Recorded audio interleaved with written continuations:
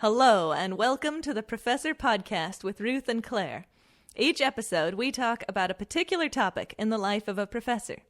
We are tenure-track faculty members in the sciences, working at a primarily undergraduate university in California. The purpose of our podcast is reflection, so we bring something we think is working and something we're working on to discuss. Welcome to the Professor Podcast with Ruth and Claire. I'm Claire. And I'm Ruth, and today we're going to talk about conferences. But before we get to that, Claire, how's your week? My week is great. So next week is the week that Ralph and I have set aside to just record music, and so this week I've been kind of clearing my schedule. So there's no research student meetings. As you know, we rescheduled our podcast recordings, so that's not happening next week. And we've got our studio set up. We have mics everywhere. We've tested the mics, and we're just ready to really hit the ground running recording next week, and I'm excited about that. Okay, I have two questions for you. Okay. One is, how far down the rabbit hole into music do you go? Like, are you allowed to take a break and say, okay, now it's dinner time and we're going to watch TV for the evening, or is it like, until someone falls asleep, we're recording music? Good question. We've kind of set aside particular hours that we're recording. Okay. And it does stop at dinner time. I'm sure that if we were like, oh man, I just have this one more thing I want to record after dinner, we might run in and do that. Or maybe we'd say, okay, we're just going to do that tomorrow. I don't know. I guess we kind of have to feel that out. But we have particular hours during the day that we're planning to be in the studio. But yeah, we're planning to leave for dinner. Okay, I feel like I'm being called to do another podcast episode where we just interview you about being a musician. I have literally no idea. I'm like, how long does it take to record a song? Is it 20 minutes or is it 15 hours? And I guess maybe everything in that answer is true. Yeah, it really does vary. And that we've kind of been talking about. We have this list of songs we want to record, and we keep oscillating between saying, man, we're going to finish this on Monday, and we're never going to get through all these songs. So it's just like research then. It's just like research. Just like, Yeah. And have you guys are probably so far past, but like, do you have your room covered in egg boxes, or is it like all insulated, or? Yeah, so we picked a room that's in the middle of the house, and so, it doesn't have any outside walls, and we put moving blankets on the walls, and we do have some of those, not egg cartons, but like foam things kind of shaped like egg cartons. We have a few of those on the wall, just to minimize echoes and also to minimize outside sounds getting in and our sounds getting out and bothering the neighbors, which we want to minimize as well. True. Yes. Good. Yeah. Good sound insulation makes good neighbors and all that. Yes. Yeah. That's cool. Yeah. So I'm excited.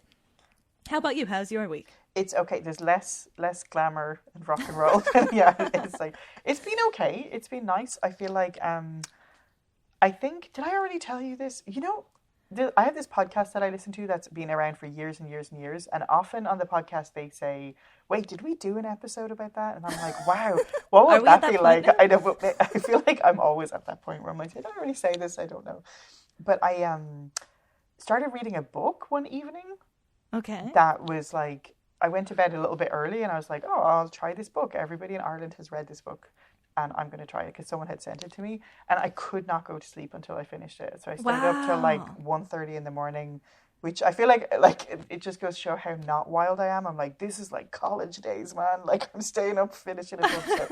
But there is definitely signs of summer being in there. So awesome. Still have to get up at the same time the next day, but I don't have to go teach classes. So it's okay to stay up a little bit late to read a good book. That's awesome. So yeah. Can you tell us what the book was? Oh yeah, it's called Normal People by Sally Rooney.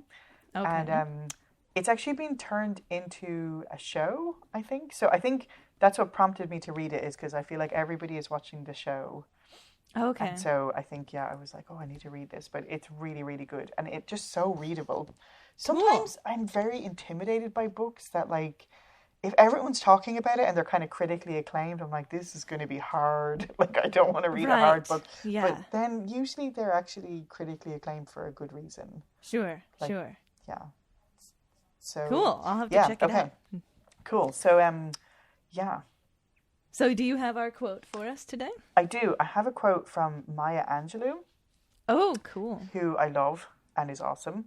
And she says, if you're always trying to be normal, you will never know how amazing you can be. Ooh. Yeah. What a good And quote. I think, like, for me, isn't it so good? And this has been a lot of my struggle at times, like trying to not successfully be normal, but like trying to be, or even like maybe even a little bit at conferences, kind of not totally knowing how to behave, or you Yeah. know what I mean, or like Uh-huh. trying to fit in as opposed to just kind of being your random self. So Totally. Oh, I yeah, love that quote. That's great. yeah, cool. I just want to add to there may be some like squeals and giggles happening in the background, and yes, that is just Your children rambunctious having children. fun. Yes, so yeah, Excellent. yeah. So tell me, I feel like you have a lot more experience with conferences and even successfully brought students to one. So do you want to go first with what's working for you? Okay, sure. Let's see. I have kind of two things that I wanted to talk about, and one is about students. And so I've only one time taken students to a conference, but But it you was, took a lot of them. I but feel I like took that three, really, yeah, that's like, whoa, yeah. which is kind of one of the things I learned. So one of them knew some other people at the conference because she had done an REU, and a bunch of the REU students were there. Mm-hmm. And so that was good because she could go off with them, and have some. She wasn't just by herself in the conference. And then the other two students kind of went around together, which was also awesome because, one of the hardest things for me, and I imagine students at a conference, is figuring out what to do. And especially if you have students and they don't already know people in the field, I think it's important for them to have somebody to go around with and to enter the scary conference rooms with. And one way that my... Go ahead. Well, you do. I always feel so self-conscious kind of when you're on your own and you're just like, like at the kind of coffee break or something, and Yes. it's really awkward. So, yeah. Totally. Yeah. Which I'm definitely going to get to in the working on section. One other thing that my advisor did, my PhD advisor, that was helpful in the same venue. So when I was a student and we were going to a conference and I was pretty new and I didn't really know anyone, he said, find yourself a roommate, like whoever you want, just, get a hotel room and make sure you have a roommate. So then I asked around people who were going, and that just gave me that other person to walk around with, at least to walk over to the conference with, and then maybe we separated. But just having another person as a student who doesn't really know the people there is great. Conference buddy all the way. Yeah. Totally. Yeah. And then from my perspective, so I do know people there,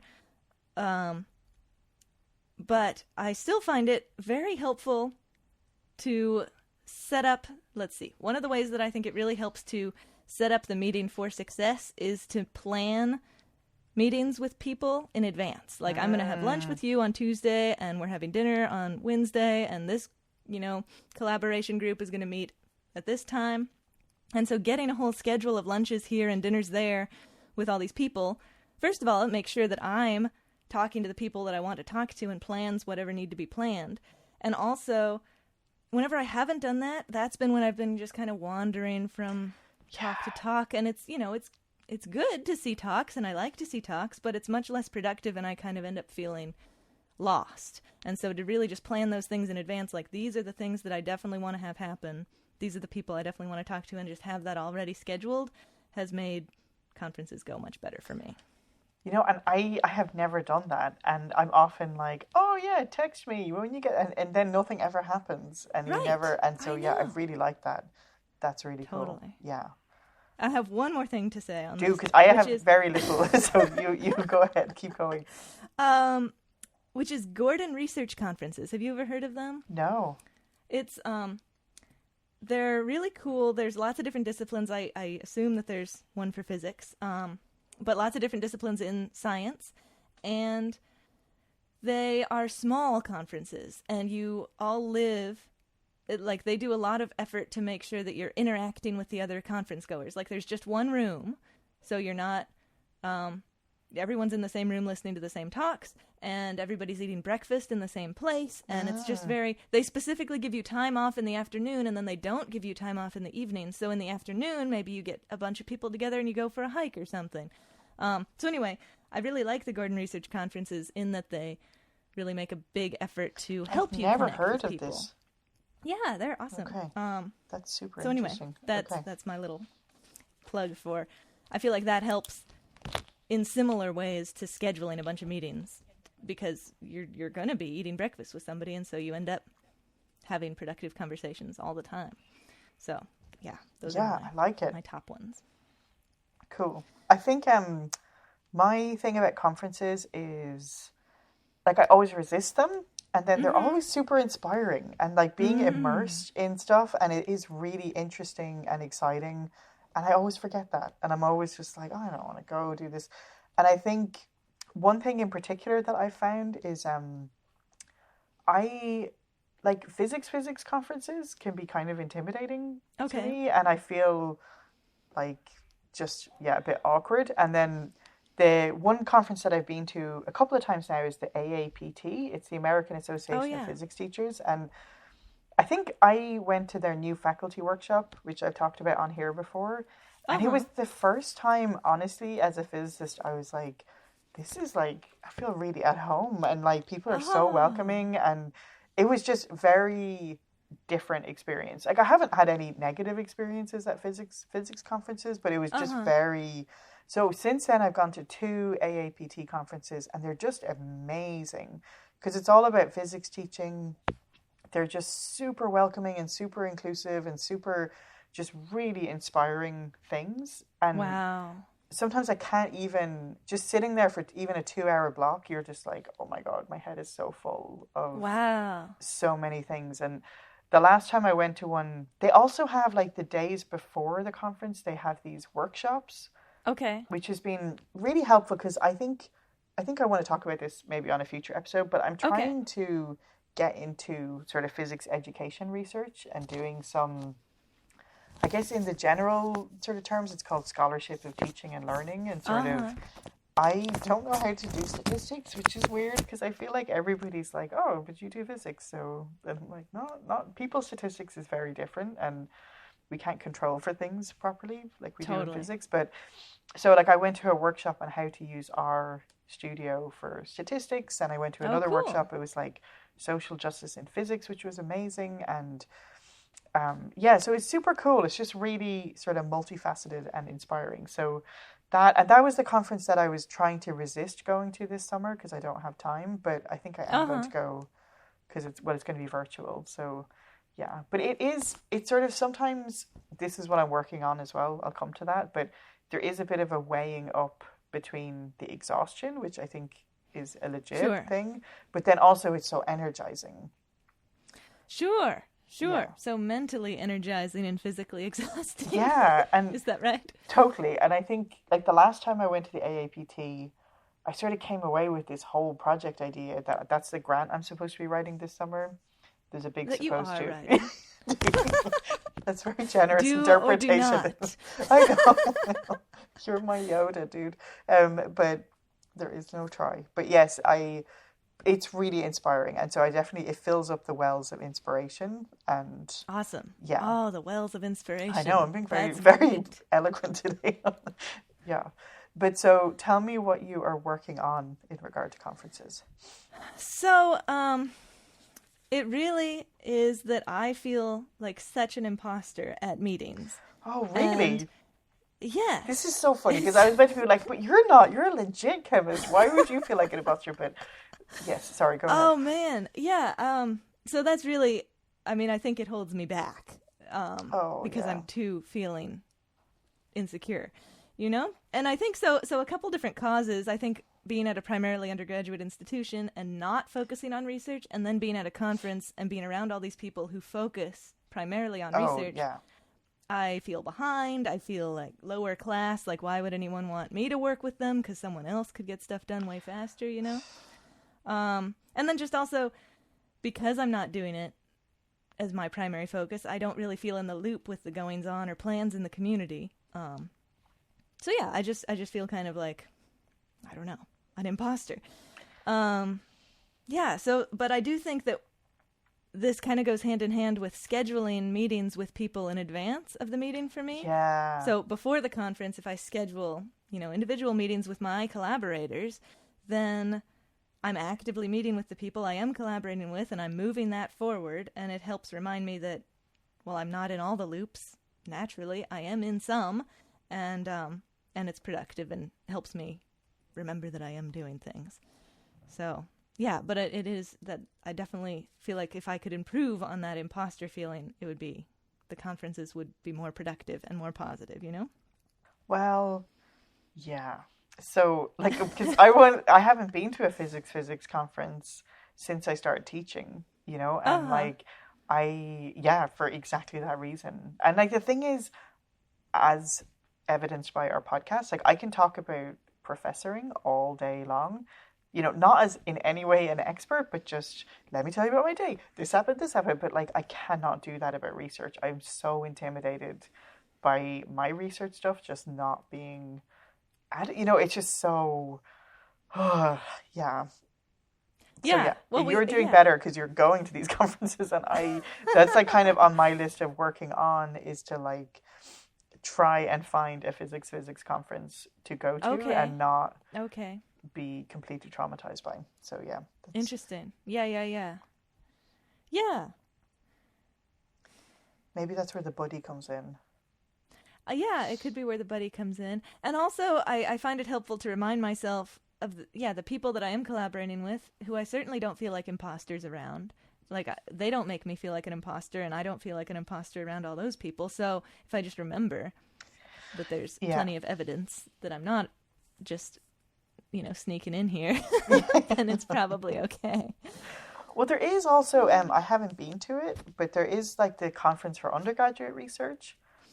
Yes. And so I wonder, that was one I was thinking about checking out, because then it's like, you know, not physics specific, but it's like more, what's the word? I don't know how to differentiate between research not on teaching and research on research even. Do you know what I mean? Yeah. But so, yeah, I think, sorry, did you have any other working on ones? Well, I just wanted to ask, so you're talking about the Council on Undergraduate Research? Yeah. Is that what you're talking about? The Kerr Dialogues? Yeah. Cool. Yeah, I went to that one a couple years ago, and it was pretty cool because it did focus on undergraduates and doing research with undergraduates and on opportunities for things I think involving research and undergraduates. Yeah. So there's the Kerr Dialogues for like funding stuff, and then there's also maybe it's in Kerr, which is actually just for undergraduates to go to and present their research.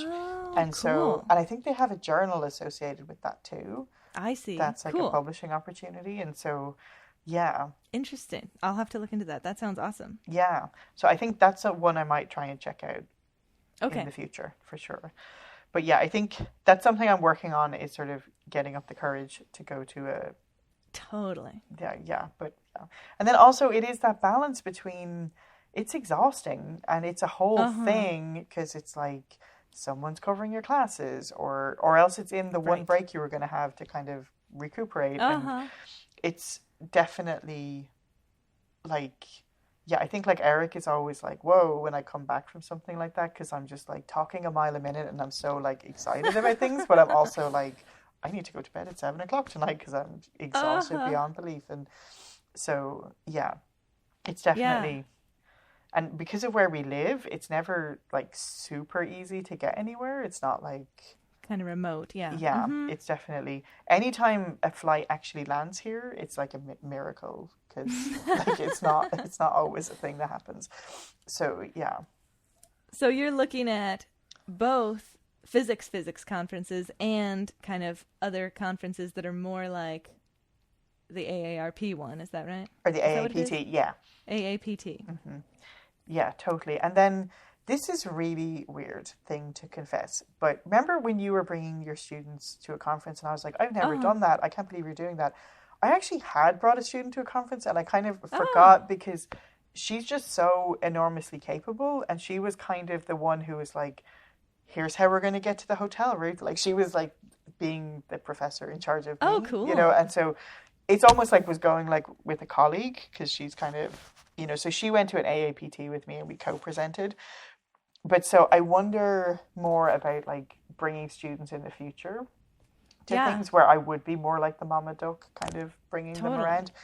And is that hard? Like when you went, so if you said you kind of have imposter feelings, When you Uh-huh. were there with your students, is it different? Because you're like, well, I'm going to pretend how confident I am because I'm in charge of these students. Or like, what is that dynamic like? That's something I sort of wonder about.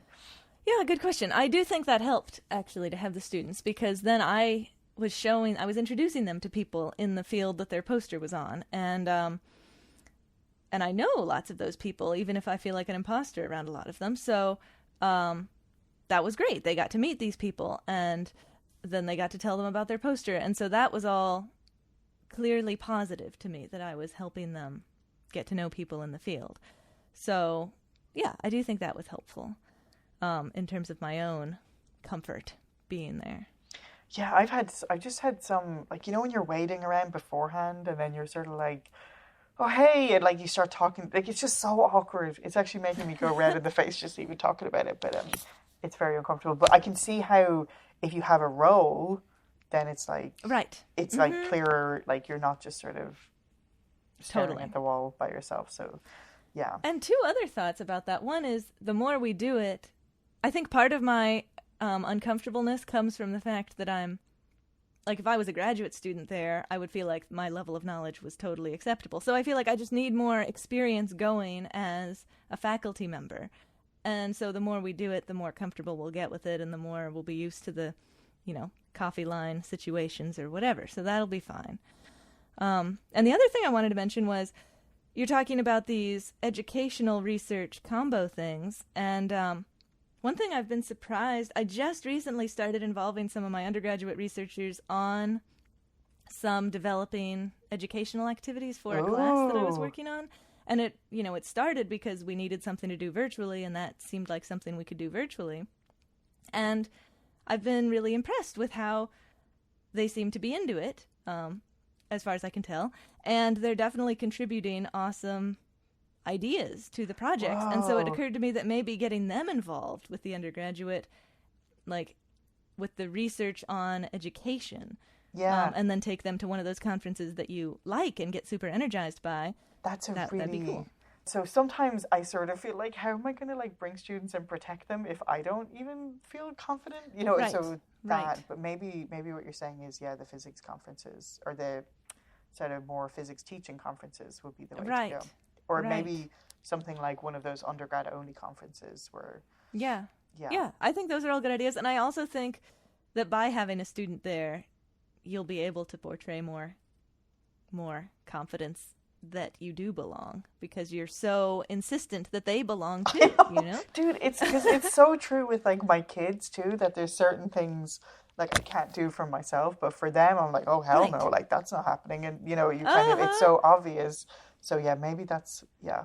I didn't think of Yeah. actually the student being a helpful, like, you know what I mean? But yeah, Yeah. that would be Yeah. perfect. Yeah. Yeah, I Yeah. like It it. just, it gives you an important role And that's do you? Okay, beyond this is yourself, you know? the last question, but do you like? I'm not a great traveler, and I think like some of that was like I sort of said before, like I had some health problems, and I think that was definitely difficult when I travel. And like I have a lot Uh-huh. of food allergies, and I'm always getting Right. gluten and like just all of those kind of things. And I feel like I am Gluten. literally the worst traveler in the world. Hmm. Are you? Are you just like great? Now I live in this hotel for a week. Here I go. And or are you like? Do you find it unsettling? Like Well, it's I like definitely it once I get there. unsettling. Uh-huh. Well, one thing that I find that I think I learned from this last trip was that as far as bringing students, Hmm. you can let them make their own travel plans and make their own food plans and stuff. Especially if there's at least two of them doing it together, so they aren't going to accidentally skip dinner or something because they're Yeah. too scared to go, which I have definitely done Oh, in the dude. past. That So, is literally like we should like that is I have done that too. Like I have literally yeah. done that and I've been so hungry, but I was like, I just can't cope with going out here and trying to figure out like when I was in grad school, I was just like, I Oh, don't know how to man. find a restaurant, so I'm gonna stay here and starve. Yeah. Right, right, right. But another fun trick about traveling and eating is going to the grocery store and just putting Yeah. some stuff in your little hotel fridge, like whatever, I don't know. I always get bagels and cream cheese and yogurt and stuff like that. That Oh, is nice. just what I would want to eat. You don't necessarily have to go out to get a bagel and cream cheese. So anyway, I feel like that makes it easier. But yeah, you're right. I mean, traveling is definitely a whole thing. Yeah, for sure. yeah. And now it's one of those things. It's not getting better with age. I'm getting more and more set in my ways and stuff. More and more like, yeah. And Maybe we need to insist on luxuries like I know yogurt like in the fridge or whatever it might be. that will be well. And like I've never been scared of flying until my most recent trip, and we had like proper terrifying plane's gonna crash sort of situation. So now I'm like, like what conferences From the can I wind, drive right? to? Yeah, it was like there was this crazy storm here, and it's where our airport is like really. Apparently, people always tell me that like in World War II, it was there specifically to like train people how to land planes in crazy weather because it's always foggy and stuff. And like it's like they should move it then if that's what the plan was then. But that's so funny. Yeah. So now I'm like, what conferences can I drive to that are not? Yeah. It's a good idea. Yeah, we'll figure it out. Maybe this will never happen. I was about to say maybe there'll be a giant conference in our town and then I won't even have to go anywhere. But that would never happen. I guess. Yeah, if we organize it, maybe it'll happen. Well, or just these virtual conferences now. I'm kind of super virtual curious about how that will go. Because it feels like it certainly can't capture the kind of immersion aspect. Or can it? I don't know. We'll see. Totally. I mean, people are definitely getting lots and lots better with all kinds of virtual things, so I can only imagine that virtual conferences will get better and better as the year progresses and lots of people try them out, True. Cool. Well, thanks so much, Claire. I feel emboldened to explore a few more conferences. Yes. Yeah, me too. Thanks a lot, Ruth. Thanks so much for joining us on the Professor Podcast with Ruth and Claire. We're delighted to have you as a listener and we would love to hear from you. And if you want to email us, our address is contactprofessorpodcast@gmail.com. We'd love to hear any of your suggestions for future shows or professor quotes that you might want to share with us, or even just things that have come up for you when you were listening to previous episodes. And if you've been enjoying the podcast, we would love if you would spread the word. So the best way to spread word is by telling people if you think they should listen to it, or you can leave us a review wherever you listen to your podcasts. Thanks so much for joining us, and we'll see you next time.